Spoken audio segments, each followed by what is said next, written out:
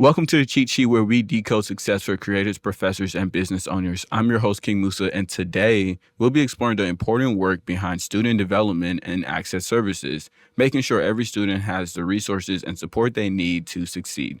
Joining us today is Dr. Veronica Beaver, the Executive Director of Student Development and Access Services at Stephen F. Austin State University. Dr. Beaver is instrumental in providing programs and services that foster student growth and ensures equal access to education. Let's learn about her role and the impact her team has on the student experience. Welcome, Dr. Beaver. Hello. Thank you, Musa, for having me Yes, today. ma'am. Yeah. Welcome. Excited to be here. Look, it's October, right? It And is before we get to know about you, I want to know, Halloween. What was either your favorite trick-or-treat moment or your favorite scare, or Okay. an experience you remember? Okay. Or a So, costume, yeah. okay, see, costume is hard Okay. because I don't really remember. It's been so long since I dressed up for Halloween. However, Right. okay, I do two things. One, I do remember getting I don't know what I dressed as, Right. but I remember when I was little, my dad dressed up as a scarecrow, and he never dresses Oh. up. So it was that's Yeah. a core memory for me. Okay. If he watches this, he's probably like, "Oh my gosh, he remembers that." And then, so scare, Yeah.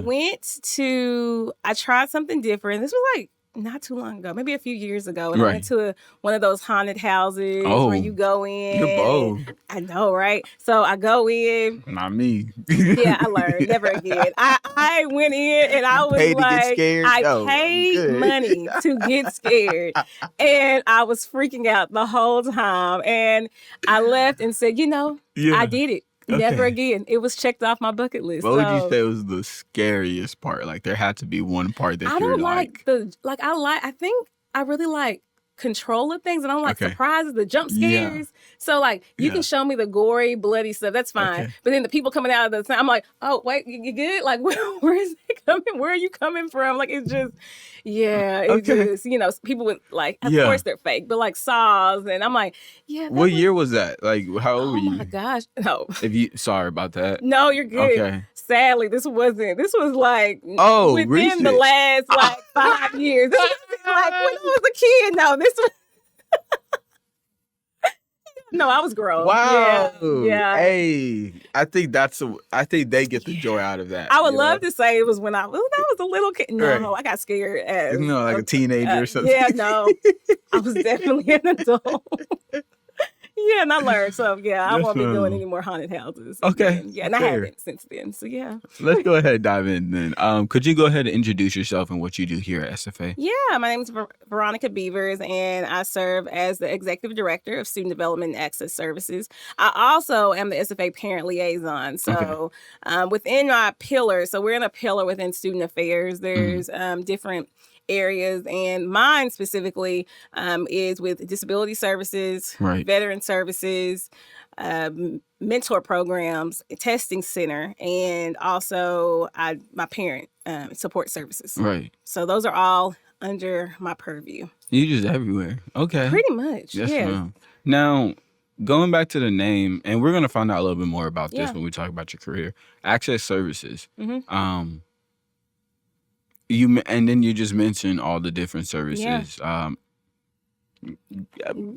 Connection. I mean, like, Yeah, that's a good what's question. go? So the student development part Right. I think the easiest way to connect that one is our mentoring program. So Okay. we're really with student development. We work with students from the time they get here all the way to their sophomore year and on, because we want them to graduate. So that one's an easy connection. I think Right. access, a lot of people don't hear a lot. They're like, what does that mean? But Right. really getting students the access they deserve to college. And so we work with different populations. So those with disabilities that need accommodations, our veteran students that Right. need different things that they need. They need they're special populations. Right. Getting them the access, removing those barriers that they need to be successful at SFA. Okay.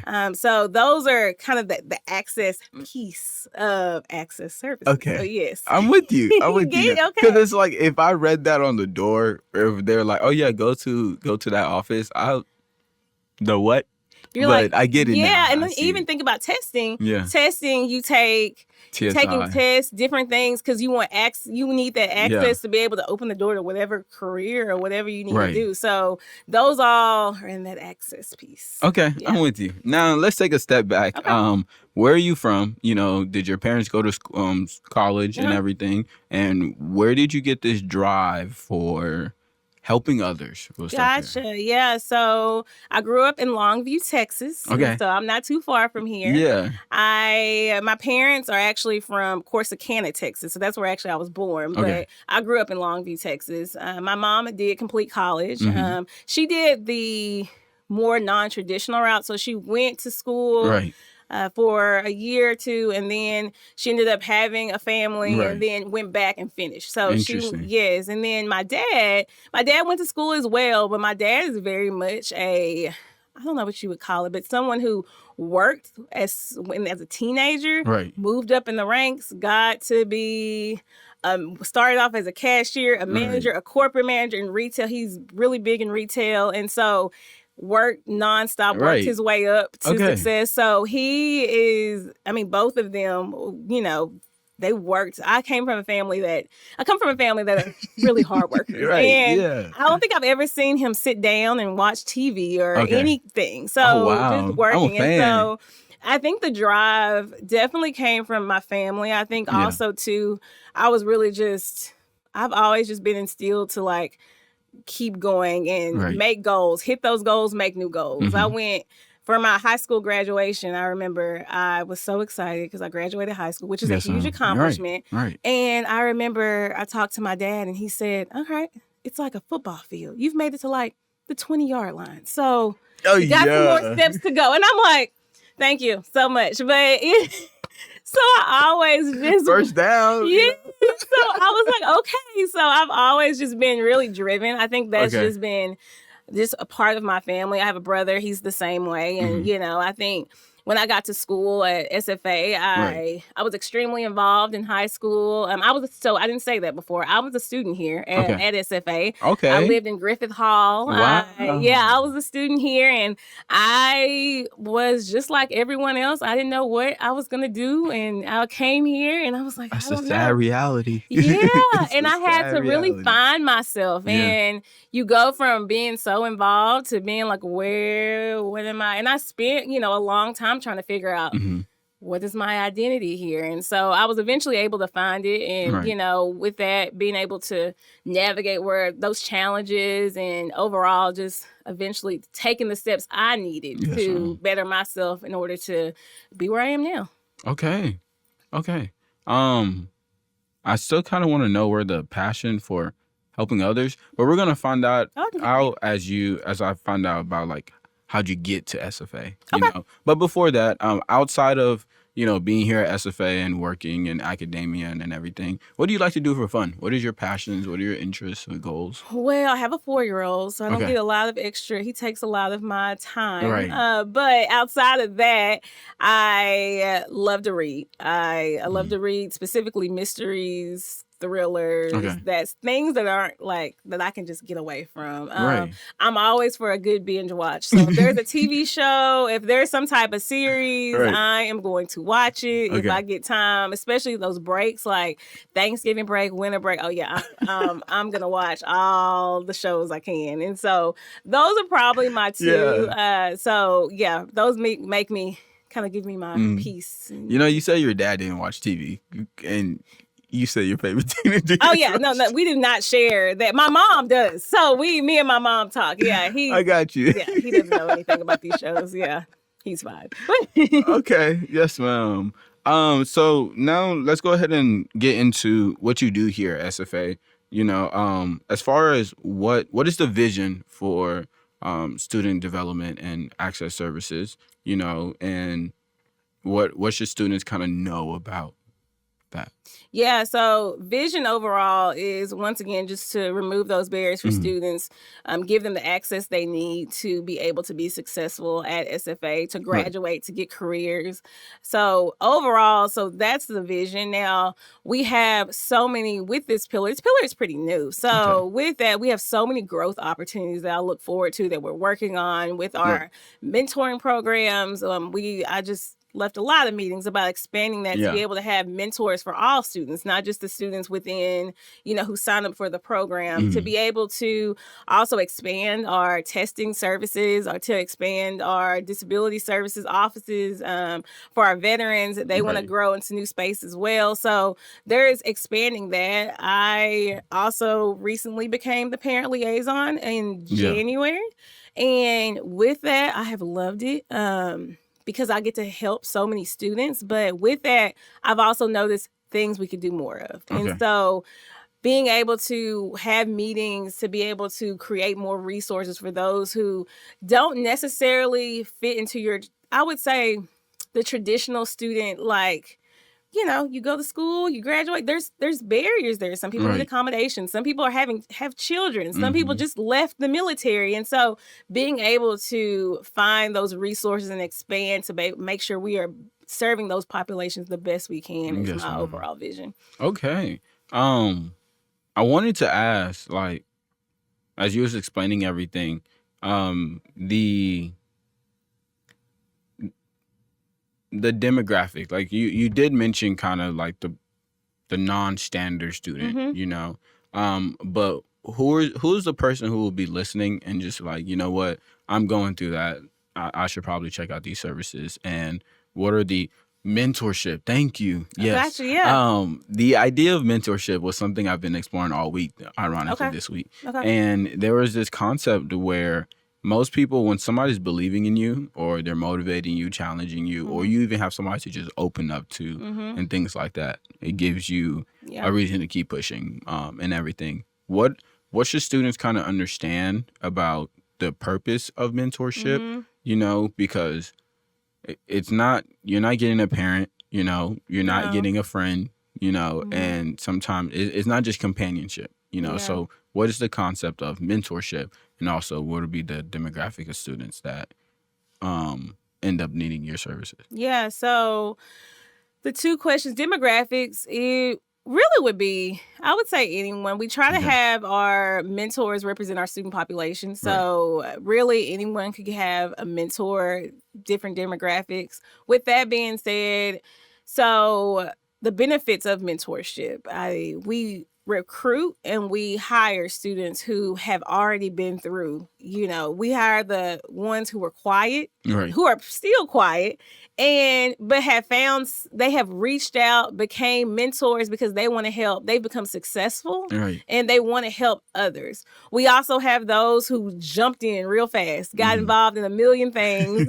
and once again, they want to help others that have been through. We have been through the same thing. Yeah.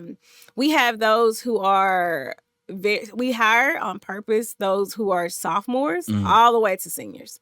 So because it's beneficial to have someone who they just went through what you went through. I can say things to students all the time about this is what I can go through my whole experience. And regardless of what I say, it's going to sound like I'm ancient and I do not understand anything that they're going through. Yeah. But with the students, with the peer-to-peer mentoring, it's so beneficial to have someone to talk about roommate issues, to talk about, sometimes it gets deep. Things are happening. Life is lifing out here. And so any student who's listening, there are things that go on, there are things in their life, and to have that mentor to not only just vent to, but to say, hey, let me help you. Here's some resources. Let's walk together to counseling. Let's walk together to the ARC and get this stuff done, because you can do it alone, but why? Right. Why are you doing things alone when you have all these resources? And once again, the peer mentoring program,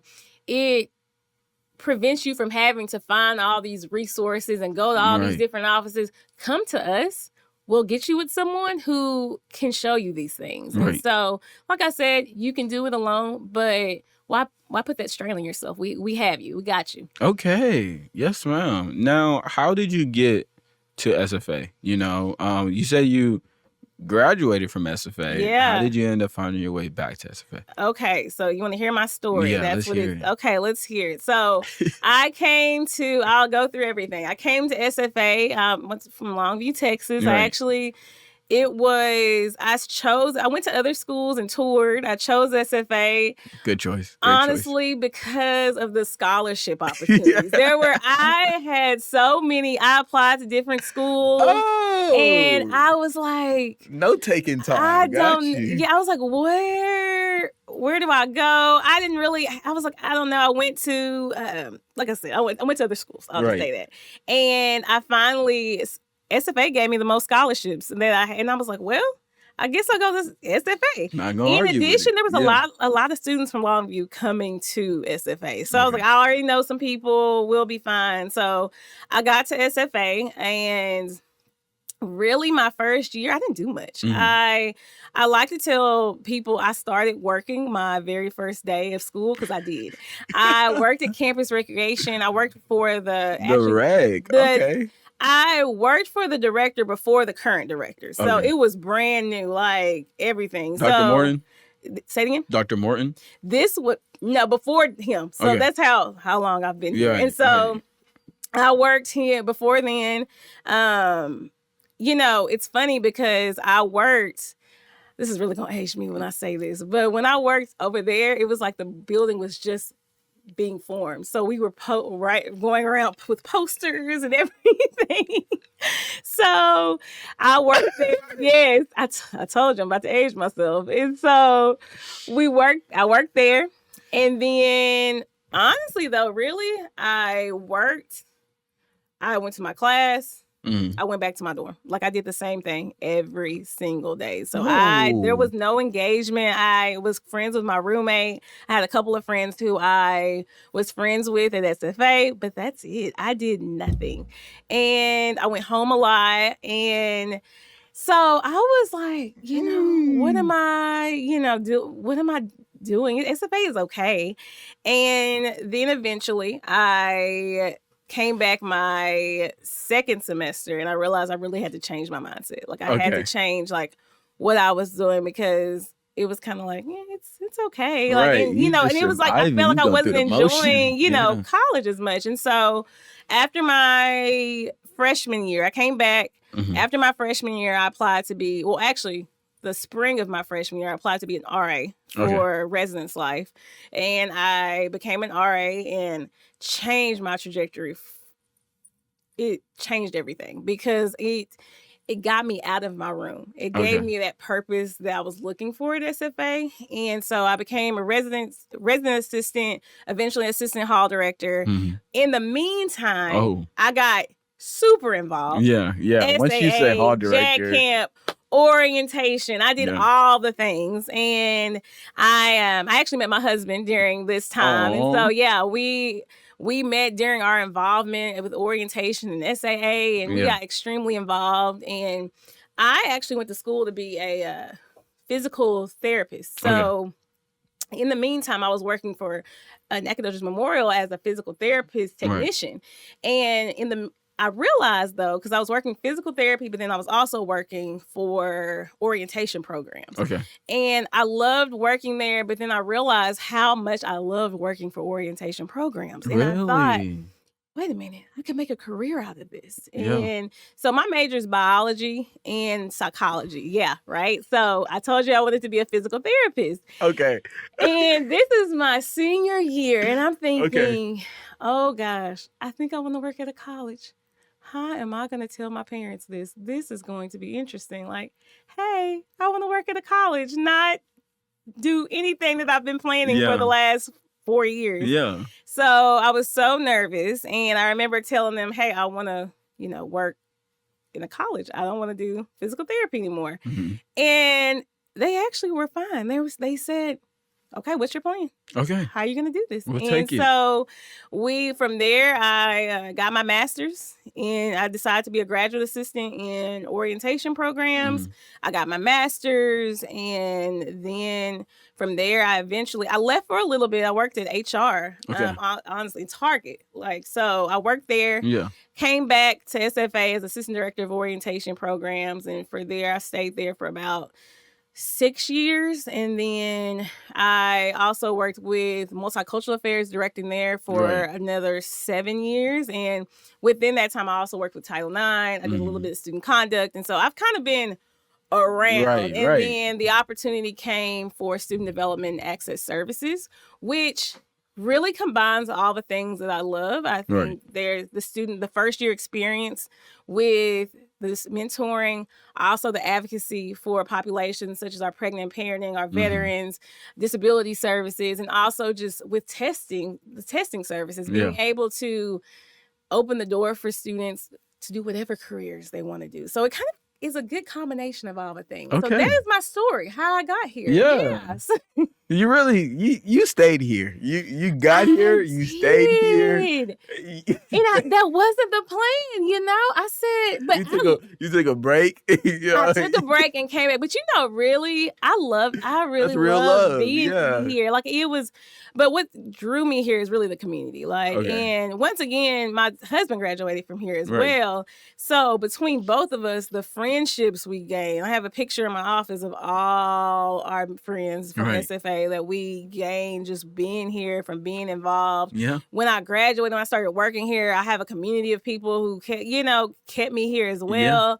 Yeah. And it's just so funny because when I meet people, they're like, "Oh, so you wanted to say?" I'm like, "That wasn't the plan. I just ended up, it worked." And being at SFA has given me so many opportunities. Though I will say I've gained so much experience in so many different offices and so many different roles that I don't know if I would have got anywhere else. So, yeah, college is Nacogdoches and SFA is two very different things. When you're walking on that campus, you don't feel like you're in this old town. But I'll be nice about it. Yeah. I will say one thing I do love about Nacogdoches and SFA is that it is very much a college town. So I do think it's kind of cool, game days, everyone's in purple, you see everything, this whole town is really just college focused. So it's the community itself with SFA and just surrounding areas. It's pretty cool. Yeah. Okay, so we made it through all this experience, through all these positions and roles and stuff like that. What is the day-to-day or semester-to-semester challenge in your position? You're faced with different stories. You're faced with different challenges. Yeah. How do you kind of work through it? What is your guide through it? And then making sure that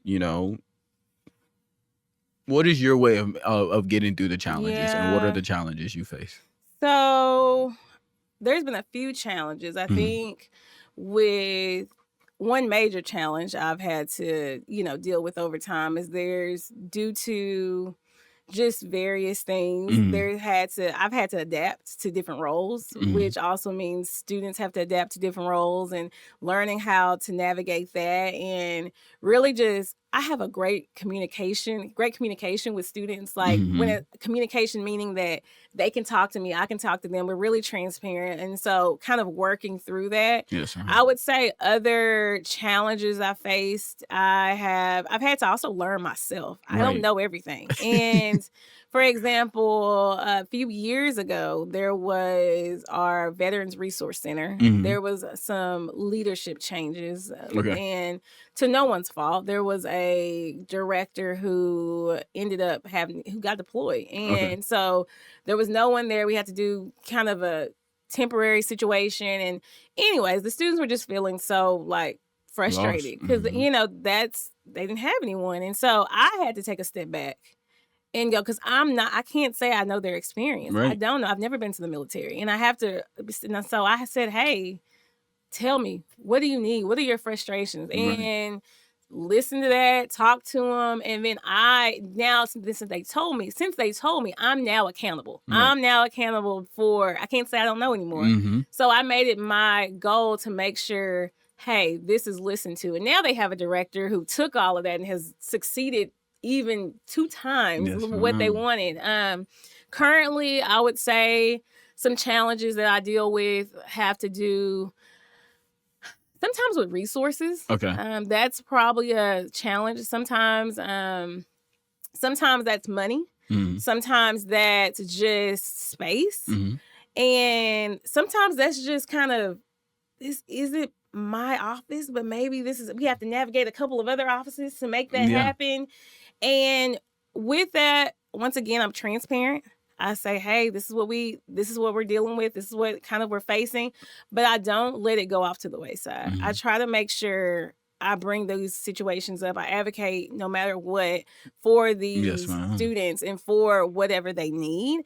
And I would say with some of those, we've gotten those taken care of. With some of them, they're still pending. I'm working on it. But I also follow up and go, I did not forget about these things. We're going to keep working on those. And so I would say with those challenges, you really just have to be transparent. And you can't do lip service. You can't just say things that you're going to work on things or pass the buck and say, hey, this is in my area, but I'm going to pass it to somebody else. No, we got to remember and we got to advocate and we got to get these things done. Yes, ma'am. Okay. Delivering on promises. I think that is, especially in the situations where you have to go research everything, go find it, but you want to still support somebody and let them know that, hey, like I hear you, I do understand what you need and stuff. Let's see what we can do about it. So. Yeah, and I think with me being here so long, as you have said, yes, with me being here so long, I think it's my job. Like it's my job I can't just say I only deal with this and that's it. Right. Like, no, you're coming to me with various things. Let me get you those resources. Let me find out who you need to go to. Yes, ma'am. Okay. Initiatives, programs, events. What are some exciting things going on in your office that students and faculty should be aware of and advised to? Yeah, we're always having our mentor program. So the way our mentor program works, if a student's listening, they are able to join. If there's still like, hey, I need a mentor, I'm struggling right now, it's mid-semester, they're always able to we never turn anyone away. So they're still able to join that. A faculty staff member can also be a mentor as well. So we have peer mentors, but students who want it can also have a faculty staff mentor. So they're able to join to mentor as well. For our veteran services, we have Veterans Week coming up. That'll be in November. So that'll be fun. And then as always with our testing and disability services, they're working hard. And so anyone who needs their services, they can reach out to them as well. Yes, ma'am. Last but not least, I do want to know, what advice would you give students who are, going through the challenges of school, life balance, situations are always popping up. Life is going to push you in the direction that you're supposed to be, challenged and everything. What advice would you give them as far as, trying to make it through school and stuff? They have to advocate for themselves in whatever that looks like. And so I hate to use this old term, but it's still true. Closed mouths don't get fed. Right. And so with that being said, sometimes you have to stand up for yourself, whether that's, hey, like I am struggling mentally, you're at home, picking up that phone, going online, getting those counseling services, right? Or you have to, I'm struggling with this class, looking online, seeing what tutoring services from the ARC, you have to actually go over there to do that. I'm struggling with being involved and meeting friends, getting a mentor, going to get involvement advised. Like you have to, and if you don't feel comfortable doing that, find somebody who can advocate for you. There are so many resources here. There are so many things, like so many people that are willing to help, but you have to do a little bit of something. You can't you have to be able to open yourself up just a little bit, be uncomfortable just a little bit, because it will pay off. I've worked with so many students who have been super quiet, and I shouldn't even just say quiet, like more of just scared to just, say anything. And I've watched them, and they did a little bit by just coming to the office and, studying and being around some people, saying, hey, I heard you, might be able to help me by getting a mentor. You might, and that little thing leads them to getting a mentor, being involved. And then I'm like, oh, I can't even remember you being quiet. Like you are doing amazing. And so, but you have to advocate a little bit for yourself. Okay. And then also, I mean, there's built-in resources. You have your advisor. You have to meet with your advisor. Talk to them. Let them help you. And, so you have to advocate for yourself. And then also, too, I would say in college, something I learned that you also have to set boundaries for yourself as well. Because it could also happen on the opposite end where you're doing too much and you're trying to do a lot of things and you're trying to fit in and you have friends and maybe you really like it. Maybe friends that you're like, I don't know if this is the best fit. Like, what works for you? Who are you? Also learning how to, I remember at one point when I was in college, I was saying yes to everything. Yes, I'll go here. I'll do this. I'll do this. Yeah. And then I was like, I don't want to anymore. I'm going to have to say no and everybody will be fine. And because I need to graduate and I need to focus. Continues to revolve. Yeah. So, but yeah, I would definitely say advocating for yourself because no one will know your strengths. No one will know what you need unless you say something. And also setting those boundaries for yourself so you can succeed because the person who is your biggest priority is you. So. Yes, ma'am. Thank you so much. Problem. Yes, thanks for inviting me. Absolutely. I enjoyed talking to you. No, you did great. We hope to get you back on soon, too. There's going to be more things to talk about, but that might be for the Hub Hero, so we're going to stay tuned for that. Okay, well, I'm here. Just let me know. Yes, ma'am. Well, thank you, Dr. Beaver, for sharing your expertise and insight with us today. It's inspiring to hear about the essential services that help shape the success of students at SFA. To all our listeners, remember to subscribe to the Cheat Sheet and follow us on social media and stay connected. This is King Musa signing off, reminding you to keep learning, keep growing, and keep telling your story. Y'all have a great day.